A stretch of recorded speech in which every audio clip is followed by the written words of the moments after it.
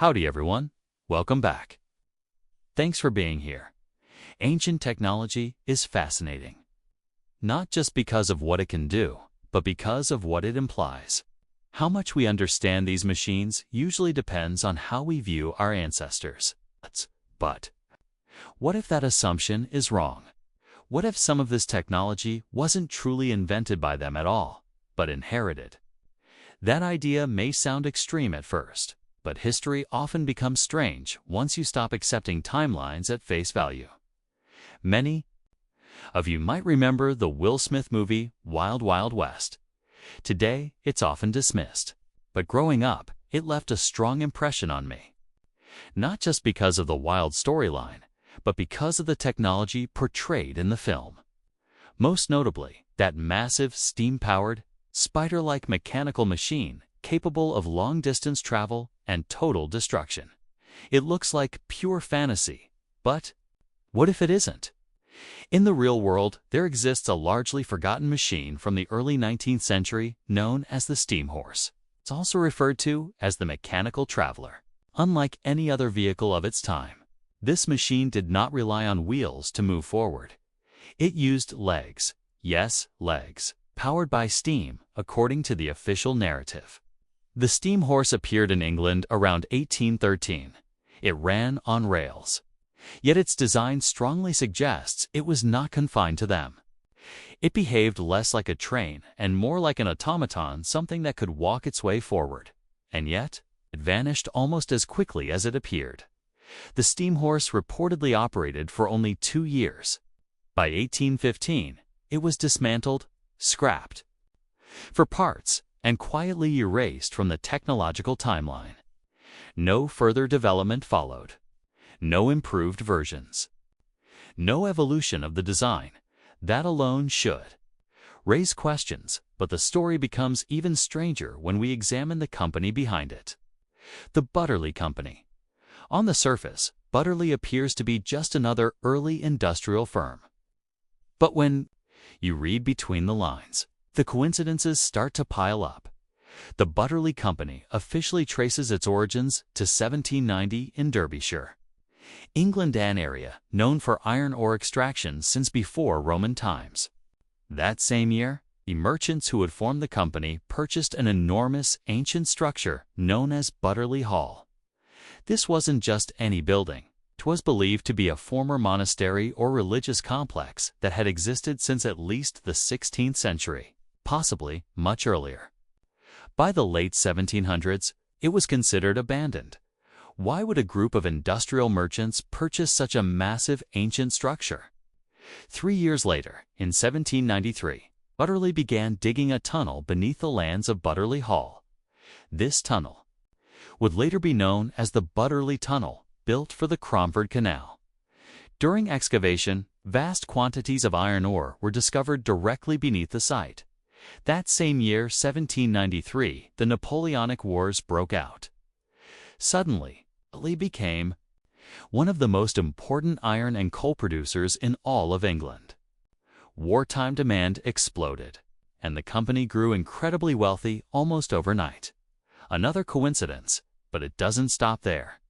In 1793, the Butterley Company also constructed what is often described as the first railway tunnel in history. However, the timeline surrounding this tunnel is oddly unclear. It is said to have originally served as a wagon road, yet there is no precise record of when it was converted into a tunnel suitable for steam-powered rail transport. This matters because, according to the official timeline, the first steam locomotive prototype wasn't built until 1802 by Richard Treveth. His early designs didn't carry passengers and weren't commercially viable. The first successful locomotive, the Salamanca, didn't appear until 1812. It only carried coal. Passenger rail travel, supposedly, didn't begin until 1825. With George Stephenson's locomotion, no. All of this is well known. But here's the problem. In 1813, right in the middle of this developmental chaos, the Butterley Company patented the steam horse, a steam-powered rail vehicle with steel legs. Take a moment to think about that, according to mainstream history. steel wheels for rail cars were not yet standardized. Rail systems themselves were still experimental. And yet, we are asked to believe that engineers somehow leaped past wheels entirely and created a walking machine powered by steam, capable of hauling loads, climbing inclines, and operating multiple times per day. How does a rail vehicle with steel legs exist before rail vehicles with steel wheels? The steam horse reportedly traveled over 2 kilometers repeatedly throughout the day. It could move uphill, albeit gradually, and did so reliably enough to be considered a success. In fact, it was successful enough to be patented and praised as a technology of the future. Multiple versions of the steam horse are said to have existed. In 1814, a larger 2-cylinder model reportedly operated in Durham, capable of traveling over 3 miles per hour while pulling loads uphill. So why did it all end? On July 31, 1815, during a public demonstration, the steam horse suffered a catastrophic boiler explosion in front of a large crowd. This event is now considered the first recorded railway disaster in history, and after that, the machine was dismantled. The crown distanced itself from the invention. The design vanished, and no one ever pursued it again. It's as if the entire concept was quietly buried. But here's the real question. Was the steam horse truly a failed experiment? Or was it something engineers couldn't fully understand? Because if this machine was genuinely invented from scratch in 1813, logic tells us it should have been refined, improved, and rebuilt, just like every other successful industrial technology. Instead, it was erased, which leads to an unsettling possibility. What if the steam horse wasn't invented at all? What if it was rediscovered? What if it was a fragment of a much older technological traditions, something inherited, partially understood, and ultimately deemed too dangerous or too complex to continue? Because when technology cannot be reverse engineered, history shows U.S. a familiar pattern, it gets destroyed. Asterisk, asterisk, asterisk, if the steam horse was the opening crack in the official narrative. Then what follows is the collapse of the entire structure. Because once we move past the early 1800s and into the so-called golden age of steam, the contradictions don't disappear. They multiply according to the mainstream timeline. Steam technology steadily improved over more than a century. Engineers refined boilers, increased pressure, improved metallurgy, and optimized efficiencies logically, step by step. But the machines themselves tell a very different story. Near the supposed end of the steam era, Britain unveiled what is still considered the fastest steam locomotive ever built, the Eleanor Class A for Mallard.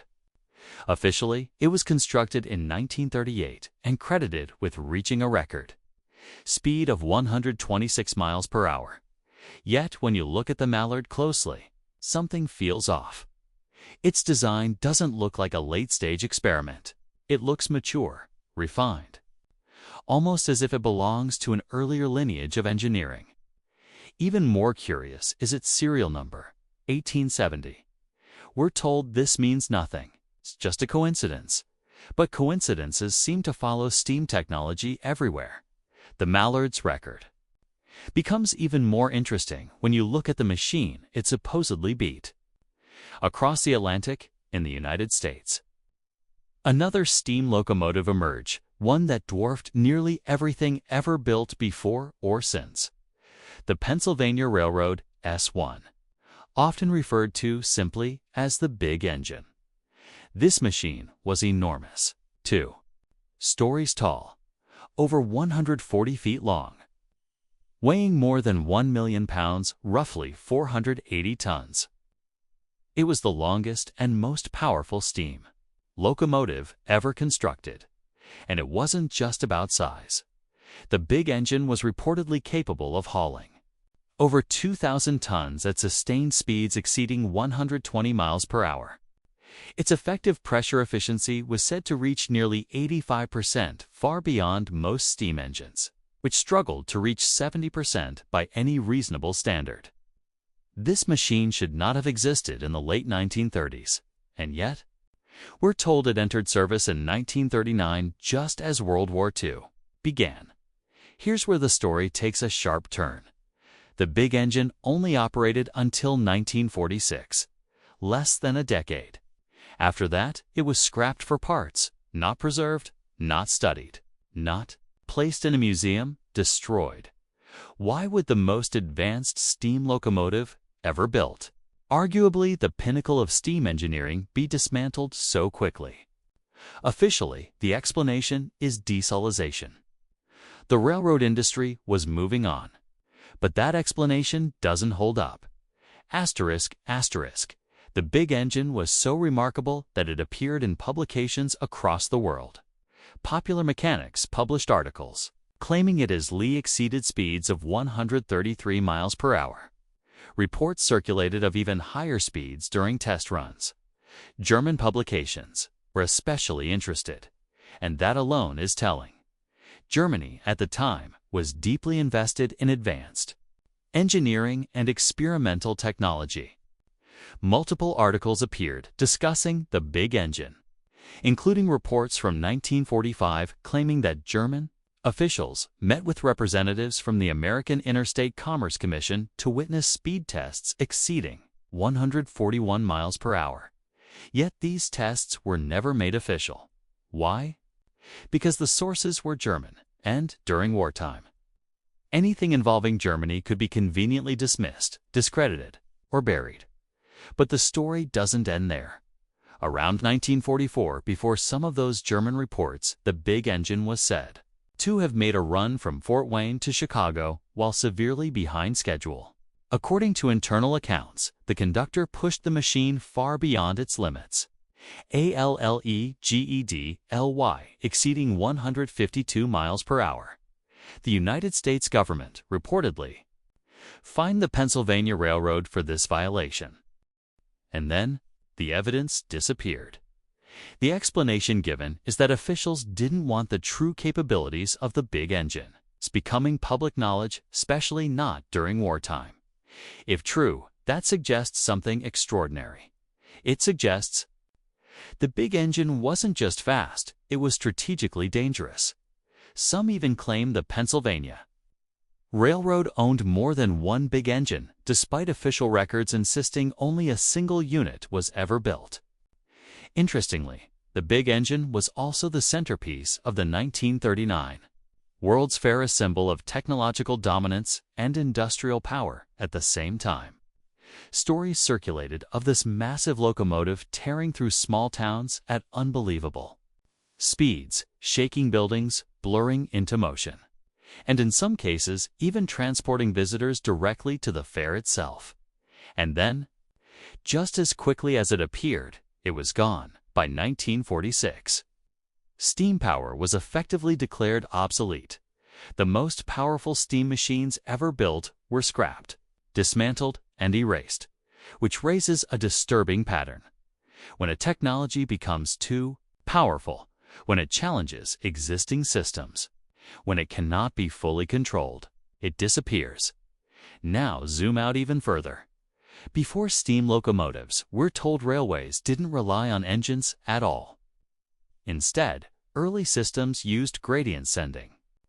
Goods downhill on carefully designed tracks. Horses were added later. Some systems used pulleys.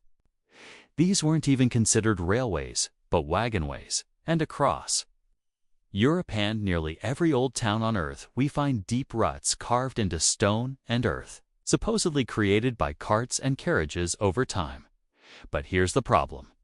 We're told the first rail systems using steel wheels didn't appear until around 1813, yet the steam horse also dated to 1813 used steel legs. Let that sink in. How does a society develop steam-powered steel legs capable of coordinated walking before it perfects steel wheels for rail transport? From an engineering standpoint, that makes no sense. Legs are vastly more complex than wheels. They require timing, balance, mechanical articulation, and synchronized power delivery. Wheels are simple by comparison, and yet the historical record asks us to believe the opposite occurred, that the train with legs came before the train with wheels. The steam horse, mechanical traveler, functioned like an automaton walking forward under its own power. Driven by steam, guided along a track but not necessarily confined to it. It ran multiple times per day. It hauled loads. It climbed inclines, it worked, and that may be the most important detail of all, because unsuccessful. Experiments don't get erased. Successful ones do when they don't fit the narrative. Following the 1815 explosion, no one pursued the steam horse design again, not because it was ineffective, but because something about it didn't belong. Which brings us back to the central question: what if steam technology, at least in its most advanced forms, was not truly modern? What if it was reverse engineered? Inherited remnants of an older world, partially understood, repurposed, and eventually stripped down into safer, less capable versions. Wheels instead of legs. Lower pressures, lower speeds, more control, and when? Even those limits were pushed as with the big engine the pattern repeated. Scrap it. Bury it. Move on. Because if history teaches us anything, it's this: when a civilization encounters technology it cannot fully explain, it doesn't preserve it, it destroys it. And perhaps the steam horse, walking on steel legs through 19th century England, wasn't a glimpse of the future at all. Perhaps it was a shadow of the past, a memory of a world that once understood machines, capable of walking away from us, and when we failed to understand them, we made sure they could never walk. Again,